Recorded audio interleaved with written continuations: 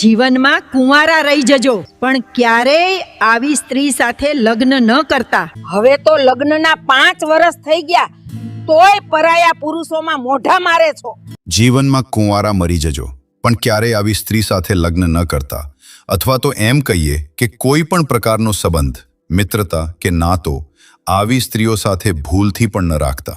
આજે તમે જીવનની એક એવી સાચી વાત જાણશો જેનાથી તમને તમારી આસપાસની સ્ત્રીઓ વિશે એવા રહસ્યો ખબર પડશે કે જેને સાંભળીને તમારી રૂંવાટી ઊભી થઈ જશે.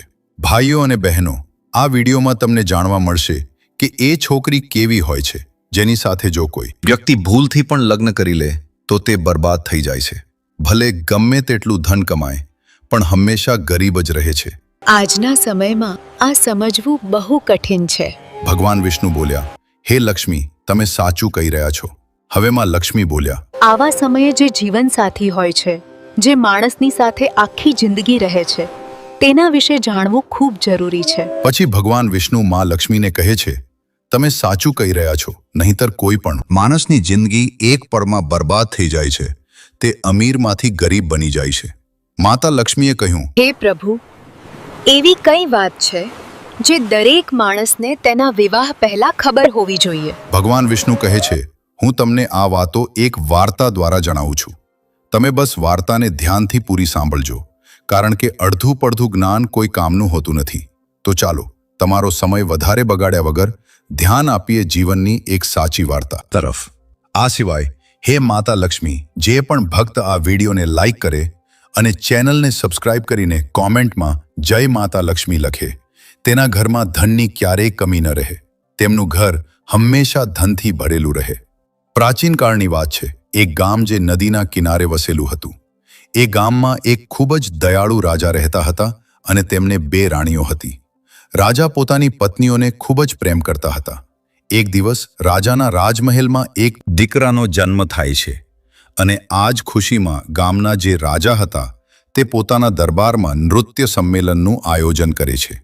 આ નૃત્ય સંમેલનમાં આસપાસના ગામોમાંથી પણ કેટલીક છોકરીઓ ભાગ લે છે. સાંજનો સમય હતો અને નૃત્ય કળાનું આયોજન શરૂ થઈ ચૂક્યું હતું. ત્યારે જ રાજાની નજર અચાનક એક સુંદર સ્ત્રી પર પડે છે, જેનું નૃત્ય જોઈને રાજા તેના પર મોહિત થઈ જાય છે.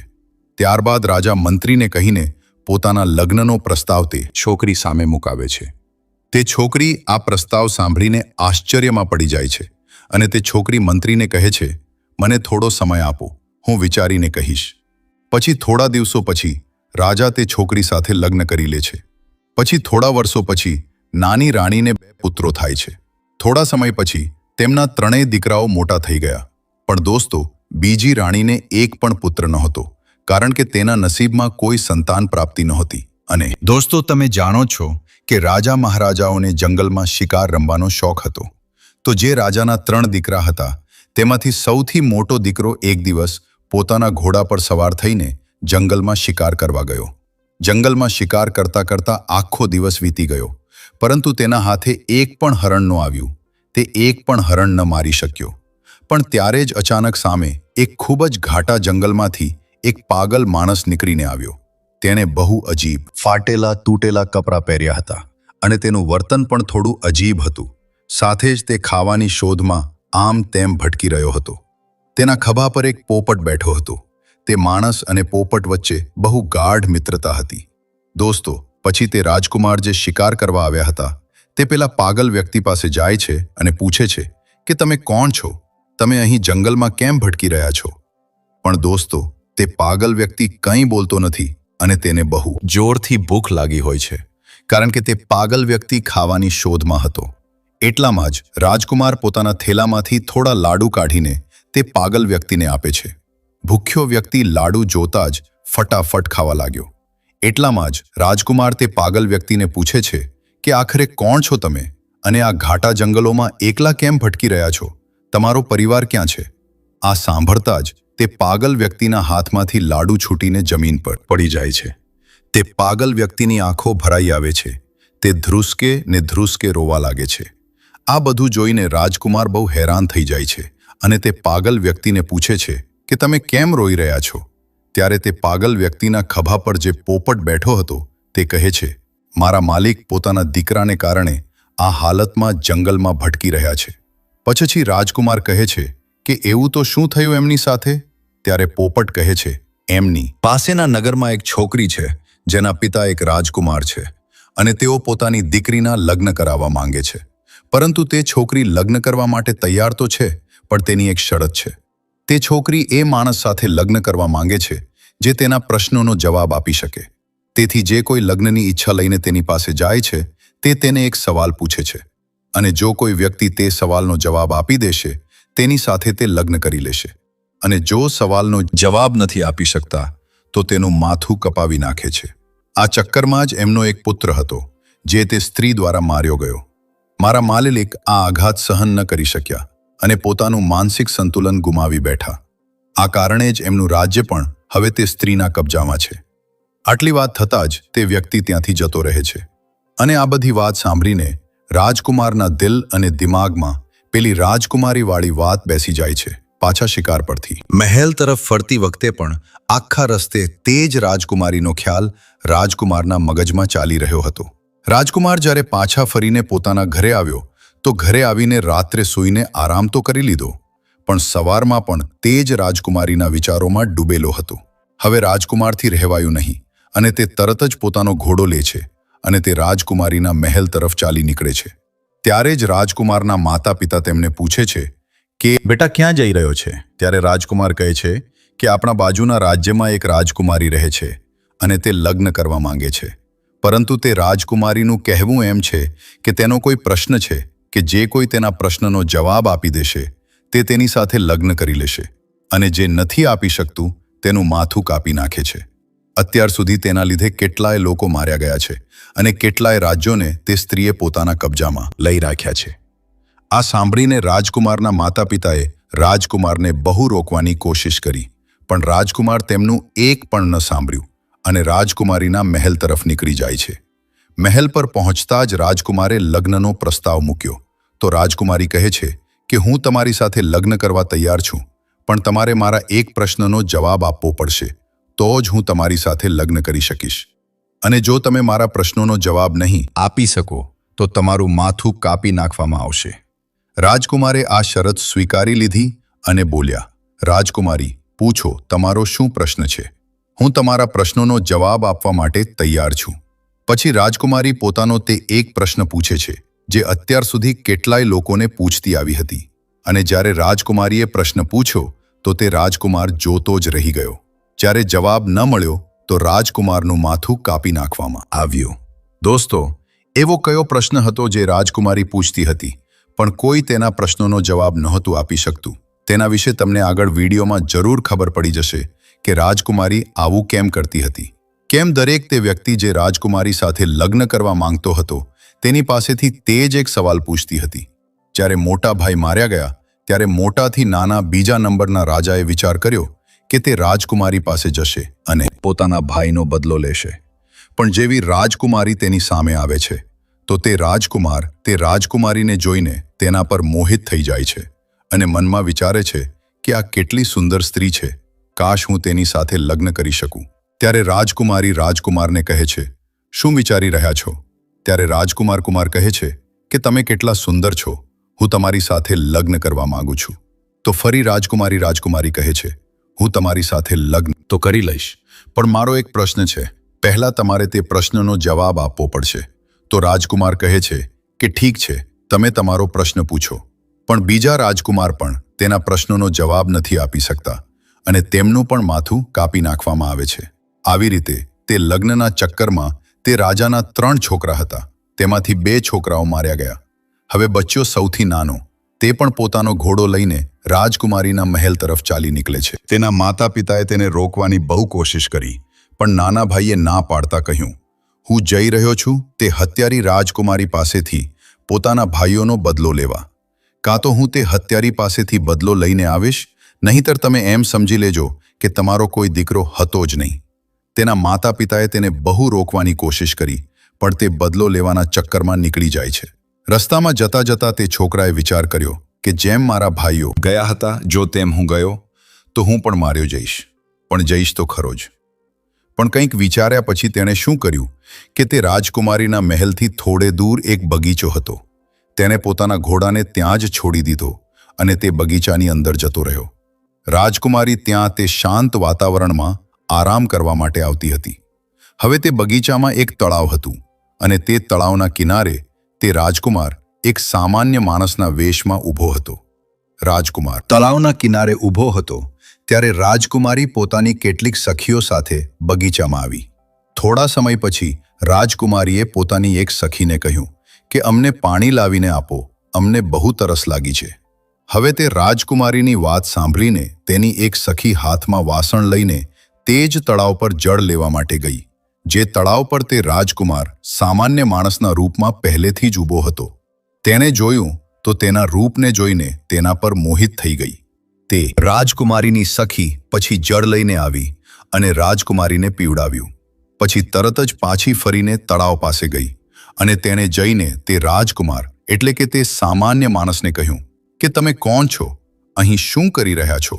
હું તમને જોતા જ તમારા રૂપ પર મોહિત થઈ ગઈ છું અને હું જલ્દી જ તમારી સાથે લગ્ન કરવા માંગુ છું. પછી રાજકુમાર કહે છે કે તે તો ઠીક છે, પણ તમે કોણ છો? પછી તે છોકરી કહે છે કે હું રાજકુમારીની સખી સાવિત્રી છું. આ સાંભળીને રાજકુમાર તે સાવિત્રી સાથે તેના ઘરે જાય છે. સાવિત્રીએ પોતાના આંગણામાં ખાટલો ઢાળીને તે રાજકુમારને બેસાડ્યા.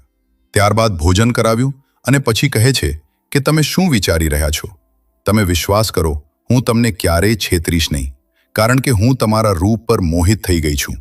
હું તમને પ્રેમ કરવા લાગી છું. જ્યારે આટલી વાત તે રાજકુમારે સાંભળી તો તે રાજકુમાર રડવા લાગે છે. રાજકુમારની આંખોમાંથી આંસુની ધારા વહેવા લાગી અને કહેવા લાગ્યો, હું એટલે જ તળાવમાં રખડી રહ્યો હતો, કારણ કે આ જે તમારી રાજકુમારી છે તે એટલી હત્યારી છે જેણે અત્યાર સુધી કેટલાય લોકોના માથા કપાવી નાખ્યા છે અને તેમાંથી જ અમારા 2 ભાઈઓ માર્યા ગયા છે. તો હું મારા ભાઈઓનો બદલો લેવા માંગુ છું. તેથી હું એ જાણવા માંગુ છું કે આ રાજકુમારી કયો સવાલ પૂછે છે. ત્યારે સાવિત્રી કહે છે, તે તો અમે તમને જણાવી દઈશું, પણ પહેલાં તમે અમારી સાથે વાયદો કરો કે તમે મારી સાથે લગ્ન કરશો. તો દોસ્તો, સાવિત્રીએ એક બાજુ તો રાજકુમાર પાસેથી લગ્ન કરવાનો વાયદો કરાવી લીધો, તો બીજી બાજુ તેને એ બીક પણ લાગતી હતી કે જો અમે એમને ત્યાં જવા દઈશું તો ખબર નથી કે તે ત્યાંથી પાછા આવશે કે નહીં. તો પછી રાજકુમાર સાવિત્રીને કહે છે કે હું જરૂર તારી સાથે લગ્ન કરીશ, પણ રાજકુમારી પાસેથી મારા ભાઈઓનો બદલો લીધા પછી. જ્યારે રાજકુમારે સાવિત્રીને આટલું કહ્યું તો સાવિત્રીને રાજકુમાર પર વિશ્વાસ આવી ગયો. તો પછી સાવિત્રીએ રાજકુમારને રાજકુમારી વિશે જણાવવાનું શરૂ કર્યું અને સાવિત્રીએ કહ્યું કે તે દરેક માણસને ફક્ત એક જ પ્રશ્ન પૂછે છે કે ગુલ સરોવરની શું વાર્તા છે. ત્યારે રાજકુમાર સાવિત્રીને કહ્યું કે જો તને પ્રશ્ન ખબર છે તો તેનો જવાબ પણ ચોક્કસ ખબર જ હશે. તું અમને તેનો જવાબ સંભળાવી દે. પણ સાવિત્રી તરત જ હાથ જોડીને બોલી, હે મહારાજ, જો મને જવાબ વિશે ખબર હોત તો ભલે ગમે તે થાય, હું તમને તેના વિશે જરૂર જણાવત. પણ સાવિત્રી કહે છે, રાજકુમારના રાજ્યમાં એક સાધુ રહે છે. ફક્ત તેમને જ આ ગુલ સરોવરવાળી વાર્તા ખબર છે અને તેમણે જ રાજકુમારીને આ સલાહ આપી છે કે જો તારી સાથે કોઈ લગ્ન કરવા માંગે તો તું તેને ગુલ સરોવરની વાર્તા વિશે પૂછજે. જો કે અહીં સુધી કે રાજકુમારીને પણ આ વાર્તા વિશે કંઈ જ ખબર હોતી નથી, છતાં રાજકુમારી આ પ્રશ્ન પૂછે છે કારણ કે તે સાધુને પ્રેમ કરે છે. ત્યારે રાજકુમાર સાવિત્રીને કહ્યું, ચાલો ઠીક છે, કોઈ વાંધો નહીં, તે મારું કામ થોડું સહેલું કરી દીધું. હવે હું જાઉં છું. પહેલા ગુલ અને સરોવરની વાર્તા વિશે જાણવા કે તેની વાર્તા શું છે. તેથી તું અહીં જ રાહજો અને હું પાછો ફરીને જરૂર આવીશ. ત્યારે સાવિત્રી બોલે છે, ગુલ સરોવરની વાર્તા ક્યાં મળશે તમને? હું તમને એ જણાવી શકું છું, પણ ત્યાંથી જીવતા પાછા આવવું અશક્ય છે. ત્યાંથી જીવતા નહીં આવી શકો. રાજકુમાર બોલ્યો, કેમ નહીં આવી શકીએ? ત્યારે સાવિત્રી બોલી, રસ્તામાં બહુ ખતરો છે, તેથી તમે ત્યાં ન જાઓ. આ જીદ છોડો. તમે તમારા ભાઈઓનો બદલો નહીં લઈ શકો. તમે મારી સાથે લગ્ન કરો અને બદલો લેવા વિશે ભૂલી જાઓ. તે રાજકુમારે કહ્યું, ભલે રસ્તામાં ગમે તેટલી મુસીબતો કેમ ન હોય, ભલે સંકટ કેટલાય હોય, પણ હું જઈશ જરૂર અને મારા ભાઈઓનો બદલો જરૂર લઈશ. તો સાવિત્રીએ વિચાર્યું કે હવે હું ભલે એમને ગમે તેટલું રોકવાની કોશિશ કરું, પણ આ નહીં રોકાય. તો પછી સાવિત્રીએ પોતે એક ઘોડો અને એક તલવાર રાજકુમારના હાથમાં આપી અને કહ્યું કે આ ઘોડો અને આ તલવાર તમારા કામે જરૂર આવશે. તેથી તમે એક કામ કરજો, અહીંથી બરાબર દક્ષિણ દિશા તરફ જાઓ, અને જ્યારે તમે દક્ષિણ દિશા તરફ જશો તો આગળ તમને ગુફામાં એક સિંહ મળશે, અને તે સિંહથી તમારે ડરવાનું નથી, કારણ કે તે સિંહ વૃદ્ધ થઈ ગયો છે, જેના કારણે તે શિકાર નથી કરી શકતો અને બહુ ભૂખ્યો રહે છે. જ્યારે તમે તેની પાસે જાઓ તો આ તલવારની મદદથી રસ્તામાં તે સિંહ માટે કંઈક ખાવાનું જરૂર લેતા જજો, અને જ્યારે તે સિંહ ગુફામાંથી બહાર આવે ત્યારે તેની સામે આ ખાવાની વસ્તુ મૂકી દેજો. તે તેને ખાઈને તમારી મદદ જ જરૂર કરશે. બસ એટલું ધ્યાન રાખજો કે જ્યારે તમે જંગલમાં થોડા આગળ વધશો તો તમે સમુદ્રના કિનારે પહોંચી જશો, તો ત્યાંથી આગળ તમારે સમુદ્રના પેલે પાર જવું પડશે. અને આટલું કહીને સાવિત્રી રાજકુમારને વિદાય આપે છે, અને રાજકુમાર દક્ષિણ દિશામાં જંગલ તરફ નીકળી જાય છે. જતી વખતે સાવિત્રી બોલે છે, ભૂલી ન જતા, પાછા જરૂર આવજો. ભલે ગમે તે થાય, હું તમારી આખી જિંદગી રાહ જોઈશ. મને તમે ભૂલશો તો નહીં ને? તો તે રાજકુમારે વિશ્વાસ અપાવતા બોલ્યો કે તું ચિંતા ન કર, હું પાછો જરૂર આવીશ અને તારી સાથે લગ્ન કરીશ, તેથી તું જરાય ચિંતા ન કર. હવે તે રાજકુમાર ધીરે ધીરે જંગલ તરફ વધવા લાગ્યો તો સાવિત્રીના જણાવ્યા મુજબ તેને એક સિંહની ગુફા મળી, જેમાં તે જ વૃદ્ધ સિંહ હતો જેના વિશે સાવિત્રીએ રાજકુમારને જણાવ્યું હતું, અને સાથે એ પણ કહ્યું હતું કે તમે રસ્તામાં આ તલવારની મદદથી તે વૃદ્ધ સિંહ માટે કંઈક ખાવાનું લેતા જજો.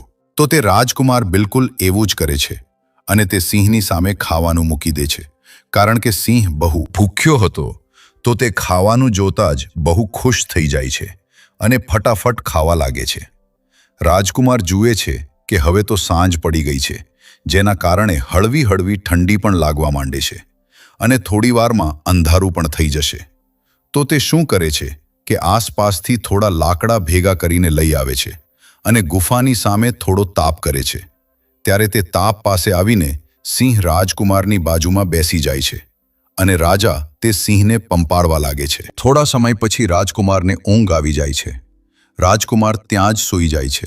પછી બીજી સવારે થતાં જ રાજકુમાર તે સિંહ સાથે જંગલમાં આગળ દક્ષિણ દિશા તરફ વધવા લાગે છે.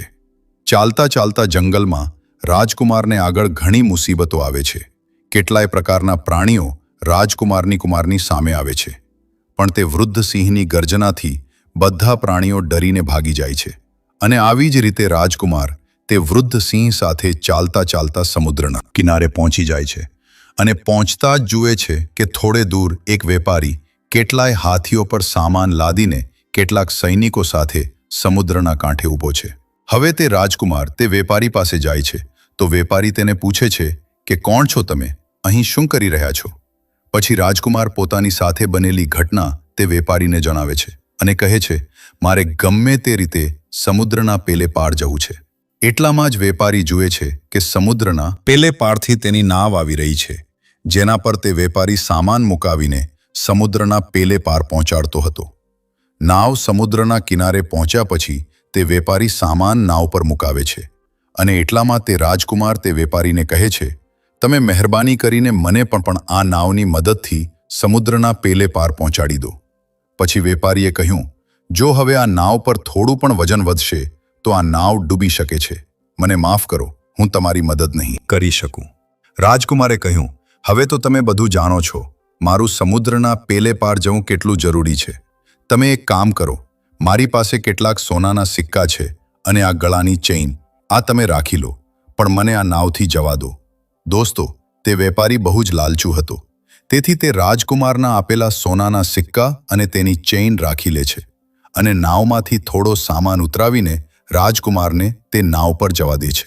અને આવી રીતે રાજકુમાર તે નાવ પર બેસીને સમુદ્રના પેલે પારગુલ અને સરોવરની વાર્તાની શોધમાં નીકળી જાય છે.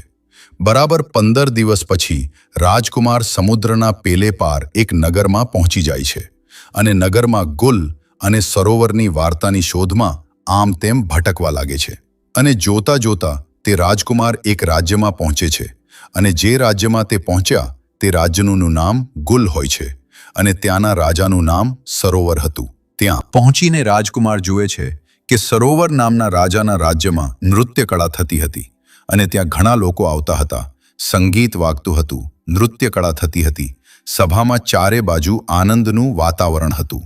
રાજકુમારે શું કર્યું કે તે લોકોની વચ્ચે જઈને બેસી ગયો. હવે 3-4 દિવસ સતત ત્યાં આવે છે અને ચૂપચાપ ચાલ્યો જાય છે, પણ કોઈને કંઈ કહેતો નથી. એક દિવસ સરોવર નામના રાજાની નજર તેના પર પડી અને સરોવર નામના રાજાએ તેને ઉઠાડ્યો. સભાના અંતમાં તેને કહ્યું, મેં તમને જોયા કે તમે 3-4 દિવસથી આવો છો, ન કોઈને કંઈ કહો છો કે ન કોઈની સાથે કંઈ બોલો છો.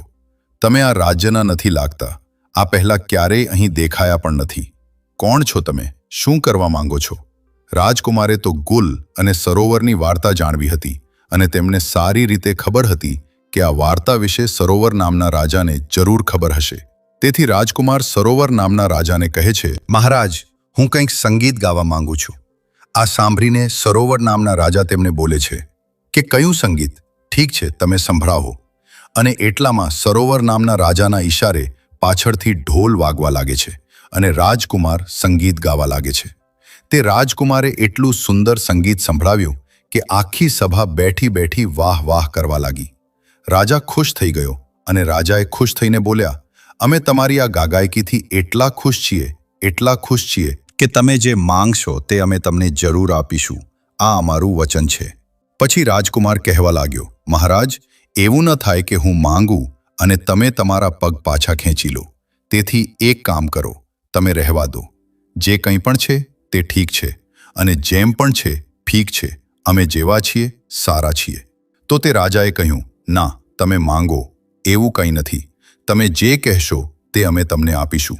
તમારી જે ઈચ્છા હોય તે તમે માંગજો. હવે તે રાજકુમારે કહ્યું, હે મહારાજ, મારે કંઈ નથી જોઈતું. મને ફક્ત તમે ગુલ અને સરોવરની વાર્તા જણાવી દો. પેલા સરોવર નામના રાજાને પરસેવો છૂટી ગયો. જે સરોવર નામનો રાજા હતો તેને કહ્યું, તે આ શું માંગી લીધું? તું મારી પાસે મારું આખું સામ્રાજ્ય માંગી લેત, તે પણ હું તને આપી દેત, પણ તે મારી પાસે આ કેવો સવાલ પૂછી લીધો? આની વાર્તા હું જાણું છું, પણ હું તે તને જણાવી શકતો નથી. ત્યારે રાજકુમારે કહ્યું, મહારાજ, થોડા સમય પહેલાં જ તમે કહ્યું હતું કે તમે જે માંગશો તે અમે તમને આપી દઈશું. તેથી તમે ફક્ત મને તે જ ગુલ અને સરોવરની વાર્તા સંભળાવી દો કે આખરે આ વાર્તાનું શું રહસ્ય છે.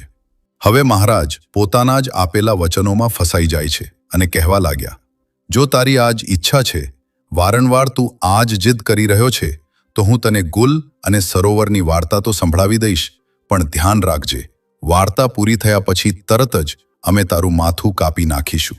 જો તું આ વાત પર રાજી હોય તો અમે તને ગુલ અને સરોવરની વાર્તા જણાવીએ કે આખરે ગુલ અને સરોવરની વાર્તા શું છે. રાજકુમારે કહી દીધું, ઠીક છે, તમે મારું માથું કાપી લેજો, પણ તમે વાર્તા જરૂર સંભળાવી દેજો. બોલ્યા, ઠીક છે, અમે તને જરૂર સંભળાવીશું. ત્યારે મહારાજે મંત્રીઓને ઈશારો કર્યો અને નોકરોને પણ ઈશારો કર્યો. હવે નોકરો ગયા છે કારાવાસ તરફ. રાજકુમાર ત્યાં બેઠો બેઠો જોઈ રહ્યો છે. ત્યારે નોકરો શું લઈને આવ્યા કે એક છોકરી છે, તે બહુ સુંદર છે. તેના શરીર પર ફાટેલા જૂના કપડાં છે અને તેના હાથમાં પગમાં સાંકળો બાંધેલી છે. તે ચાલી નથી શકતી અને એટલે જ નોકરો તેને મારે છે. હવે તે રાજકુમાર જોતો જ રહી ગયો. આ શું છે? મને કંઈ સમજમાં નથી આવતું. ત્યાં સુધીમાં તે છોકરીને લાવીને સરોવર મહારાજની સામે ઊભી કરી દીધી. હવે રાજકુમારની સામે તે સરોવર નામના રાજાએ વાર્તા શરૂ કરી. તું સાંભળવા માંગતો હતો ને ગુલ? સરોવરની વાર્તા શું છે? તો સાંભળ. મારું જ નામ છે સરોવર રાજા. હું જ છું તે સરોવર અને ગુલ આ છોકરી છે જે તારી સામે હથકડી અને બેડીમાં જકડાયેલી છે. રાજકુમાર કહેવા લાગ્યો, મહારાજ, તમે સરોવર અને આ છોકરી ગુલ, એનો મતલબ તમારી જ વાર્તા છે. મહારાજે બોલ્યા, હા, આ મારી જ વાર્તા છે. રાજકુમારે કહ્યું, તો તમારાથી સારી રીતે બીજું કોણ જણાવી શકે? મહારાજ બોલ્યા, સાંભળ, અમારી વાર્તા શું છે. હું લગ્ન પહેલા એકવાર જંગલમાં શિકાર કરવા માટે ગયો હતો, તો ત્યાં આ છોકરી પોતાની સખીઓ સાથે બગીચામાં બેઠેલી હતી.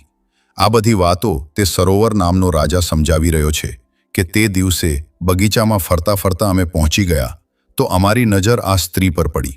આ ગુલ નામની છોકરી જે તારી સામે ઊભી છે, તેની નજર અમારા પર પડી અને તેને જોઈને અમે તેના પર મોહિત થઈ ગયા અને અમને જોઈને તે પણ અમારા પર મોહિત થઈ ગઈ.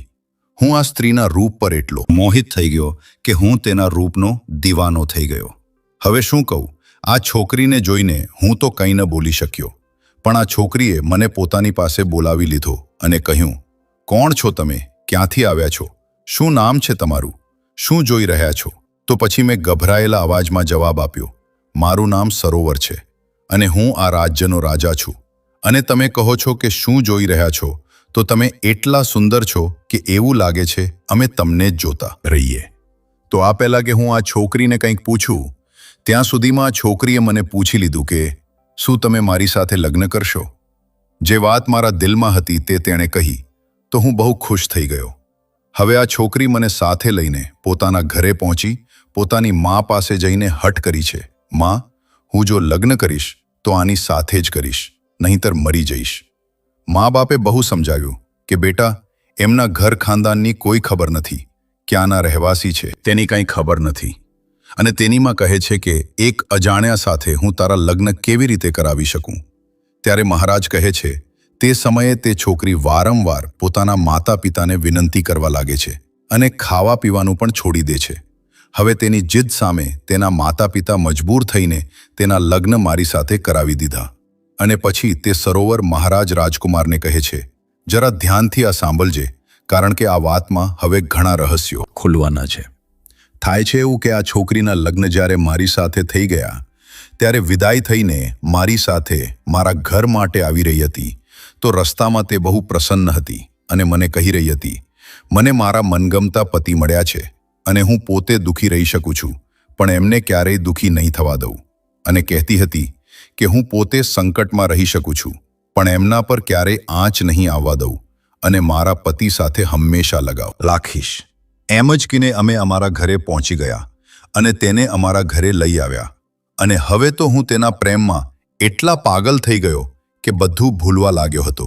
અમે અમારો રાજ્યનો દરબાર પણ સમય પહેલા બંધ કરીને ઘરે પહોંચી જતા હતા.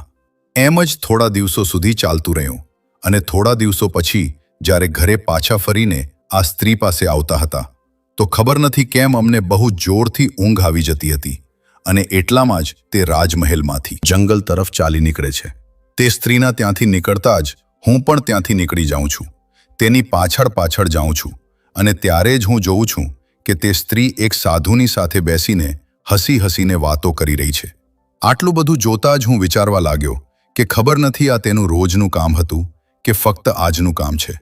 ત્યારબાદ હું ચૂપચાપ ત્યાંથી પાછો રાજમહેલમાં આવી જાઉં છું. પછી રાજકુમાર તેમને કહેવા લાગ્યો કે આગળ શું થયું? તો મહારાજે રાજકુમારને કહ્યું, તે દિવસે મારો આખો દિવસ તેના જ વિશે વિચારતા વિચારતા નીકળી ગયો અને બીજો દિવસ પણ સાંજ થવા આવી અને આ તો હંમેશા એવું જ વિચારતી રહેતી હતી કે ક્યારે સાંજ પડશે. તો પછી તેને ખાવાનું બનાવ્યું અને મને આપ્યું, પણ તે દિવસે મેં જાણી જોઈને ખાવાનું ન ખાધું.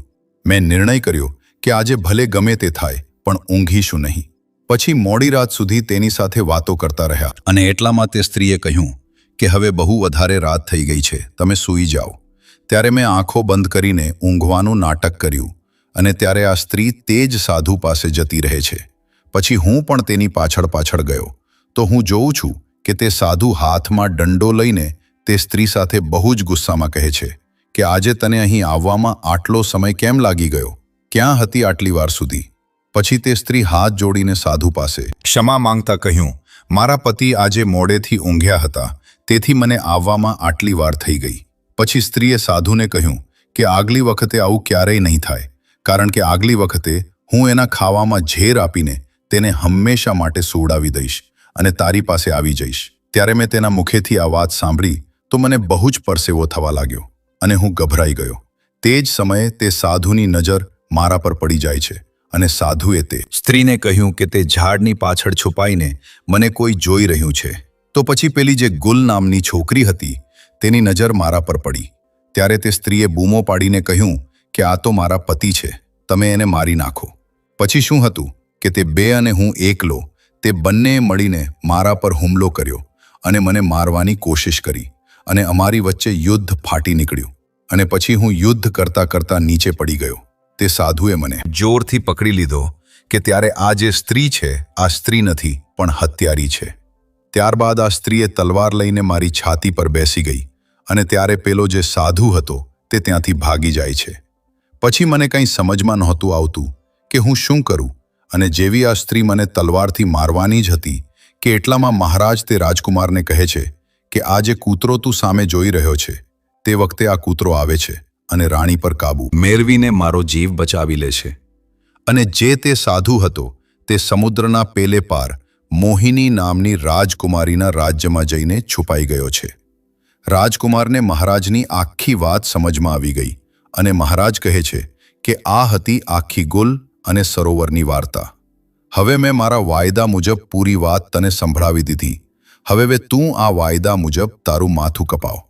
એટલામાં રાજકુમારે કહ્યું કે મહારાજ, તમે મારું માથું કાપી લેજો, પણ તે પહેલા મને એ જણાવી દો કે તે રાણીએ તે સાધુને પોતાના રાજ્યમાં કેમ છુપાવા દીધો, અત્યાર સુધી કેમ છુપાવીને રાખ્યો છે? અને જ્યારે રાજકુમારે આ કહ્યું તો હવે સરોવર મહારાજ જે છે તે પોતાના જ આપેલા વચનોમાં ફસાઈ ગયા અને આ સવાલનો જવાબ ન આપી શકવાને કારણે રાજકુમારને છોડી દીધો અને કહ્યું, હું તો તને છોડી દઉં છું, પણ આજ પછી મારા આ રાજ્યમાં ક્યારેય દેખાતો નહીં. રાજકુમાર આ બધું સાંભળીને તે મોહિની નામની રાજકુમારીના મહેલ તરફ ચાલી નીકળે છે. થોડા દિવસો પછી જ્યારે રાજકુમાર મોહિની નામની રાજકુમારીના મહેલમાં પહોંચે છે તો રાજકુમારીને કહે છે, મારે તમારી સાથે લગ્ન કરવા છે. પછી મોહિની કહે છે, તમારે પહેલા મારા એક પ્રશ્નનો જવાબ આપવો પડશે, તો જ હું તમારી સાથે લગ્ન કરીશ, અને જો તમે જવાબ નહીં આપી શકો તો તમારું માથું કાપી નાખવામાં આવશે. દોસ્તો, હવે રાજકુમારને તો પહેલેથી જ ખબર હતી કે રાજકુમારી શું પ્રશ્ન કરવાની છે, એટલે જ રાજકુમારે શરત સ્વીકારી લીધી અને કહ્યું, હા, પૂછો, શું પ્રશ્ન છે તમારો? હું તમારા પ્રશ્નોનો જવાબ આપવા માટે તૈયાર છું, પણ તમે કદાચ આ વાર્તા સાંભળ્યા પછી તમારા ક્રોધ પર કાબૂ નહીં રાખી શકો. હવે રાજકુમારી વિચારે છે કે આખરે એવું શું છે આ વાર્તામાં જેને સાંભળીને મને ગુસ્સો આવશે. રાજકુમારી આ વાત પર ધ્યાન આપ્યા વગર રાજકુમારને કહે છે કે તમે વાર્તા સંભળાવો, કારણ કે રાજકુમારી તે સાધુના પ્રેમમાં આંધળી હોય છે. હવે રાજકુમાર વાર્તા સંભળાવે છે અને જેવી વાર્તા પૂરી થાય છે તો રાજકુમારી કહેવા લાગી, એવું શું હતું આ વાર્તામાં જે મને ક્રોધ આવે? રાજકુમાર બોલ્યા, જે સાધુના પ્રેમમાં તમે આંધળા છો તે એ જ ગુલ સરોવરવાળો સાધુ છે જે ત્યાંથી ભાગીને સમુદ્રના આ પાર તમારી પાસે આવીને છુપાયેલો છે. હવે મોહિનીને વિશ્વાસ નથી આવતો અને તે તરત જ રાજમહેલમાંથી નીકળીને પોતાના રાજ્યમાં તે સાધુના ત્યાં પહોંચે છે અને તે મોહિની સાથે પાછળથી તે રાજકુમાર પણ જાય છે. અને મોહિની તે સાધુને પૂછે છે કે તમે કોણ છો? સાધુ ગભરાઈ જાય છે અને કંઈ બોલી શકતો નથી. એટલામાં રાજકુમારી સમજી જાય છે કે આ નક્કી તે જ માણસ છે. હવે રાજકુમારી તે સાધુને કહે છે, તારા ચક્કરમાં કેટલાય લોકોના માથા કપાવવામાં આવ્યા. તે જાતે જ બધા લોકોને જંગલમાં લઈ જઈને માથા કપાવ્યા છે. હવે તને પણ સજા મળશે. તારું પણ માથું રાજ્યના બધા લોકોની સામે કાપવામાં આવશે. એટલામાં સાધુ બોલે છે, રાજકુમારી, મને માફ કરી દો, મેં કોઈની જાન નથી લીધી. તે બધા લોકો હજુ પણ જીવતા છે. ત્યારે તે રાજકુમાર જે મોહિની સાથે આવ્યો હતો તે સાધુને પૂછે છે કે ક્યાં છે બધા લોકો? તું મને જલ્દી જણાવ. હવે તે સાધુ મોહિની અને રાજકુમારને એક એવી જગ્યા કહે છે, રાજકુમારને એક એવી જગ્યાએ લઈને જાય છે જ્યાં તેણે બધા લોકોને કેદ કરીને રાખ્યા હતા. રાજકુમાર બધા લોકોને ત્યાંથી આઝાદ કરાવે છે અને તેના બંને મોટા ભાઈઓ પણ મળી જાય છે અને રાજકુમારી તે સાધુને હંમેશા માટે તે જ કેદમાં બંધ કરી દે છે. ત્યારે રાજકુમાર તે મોહિની નામની રાજકુમારીને કહે છે, તમારો ખૂબ ખૂબ આભાર. આજે તમારા લીધે જ હું મારા ભાઈઓને મળી શક્યો, જ્યાં મને લાગતું હતું કે મારા બંને મોટા ભાઈઓ ક્યારનાય મરી ગયા હશે. અને આટલું બોલ્યા પછી રાજકુમાર મોહિની નામની રાજકુમારીને કહે છે, જીવનમાં ક્યારેય પણ કોઈ માણસે બીજા પર વિશ્વાસ ન કરવો જોઈએ જ્યાં સુધી તમને તે બીજા માણસ વિશે પૂરી જાણકારી ન હોય, કારણ કે મોટા ભાગના માણસની અંદર પોતાના માટે સ્વાર્થ છુપાયેલો હોય છે. રાજકુમાર કહે છે, જ્યારે કોઈ માણસ ક્યારેક કોઈ પરિસ્થિતિમાં ચતુરાઈ કે ચાલાકી બતાવે છે અથવા બીજાને બેવકૂફ માનતા કોઈ અભિનય, ઢોંગ કે પાખંડ કરે છે તો તેને ત્રિયા ચરિત્ર કહે છે કે કેવી રીતે જ્યારે એક માણસને પોતાનો સ્વાર્થ દેખાવા લાગે છે તો તે પોતાના લોકોને પણ બેવકૂફ બનાવીને પોતાનો સ્વાર્થ પૂરો કરે છે અને તેની સાથે રહેતા લોકોને આના વિશે ખબર પણ નથી પડતી કે આ સ્ત્રી કે પુરુષ ત્રિયા ચરિત્રની રમત રમી રહ્યો છે. આજના સમયમાં દરેક બીજો માણસ ત્રિયા ચરિત્ર કરી રહ્યો છે જેની અંદર થોડો પણ સ્વાર્થ છે. તેથી દોસ્તો, જે તમારા દિલની નજીક છે તેના વિશે તમે પૂરી જાણકારી રાખો કે તેની અંદર પોતાને લઈને કોઈ સ્વાર્થ તો નથી છુપાયેલો ને, અને જો એવું હોય તો તમે તેમનાથી થોડા દૂર જ રહો, કારણ કે આવા સમયે તમને જિંદગીના દરેક ડગલે ધોકો જ મળશે. કારણ કે એક સ્વાર્થી માણસ પોતાના સ્વાર્થ માટે જિંદગીમાં કંઈ પણ કરી શકે છે. અને રાજકુમારી મોહિનીને આટલું કહ્યા પછી તે રાજકુમાર પોતાના ભાઈઓ સાથે મહેલ તરફ ચાલી નીકળે છે. દોસ્તો, વિડીયો પસંદ આવ્યો હોય તો લાઈક જરૂર કરજો, ચેનલને સબસ્ક્રાઇબ કરજો અને તમારા એવા દોસ્તો સાથે શેર જરૂર કરજો જેને ત્રિયા ચરિત્ર વિશે ખબર ન હોય. અને દોસ્તો, સાચી શ્રદ્ધાથી કોમેન્ટમાં જરૂર લખજો જય શ્રી રામ, જય હનુમાન. સાથે જ દેવોના દેવ હર હર મહાદેવ સદાય તમારા પર પોતાની કૃપા બનાવી રાખે. વિડીયોને છેલ્લે સુધી જોવા બદલ તમારો ખૂબ ખૂબ આભાર.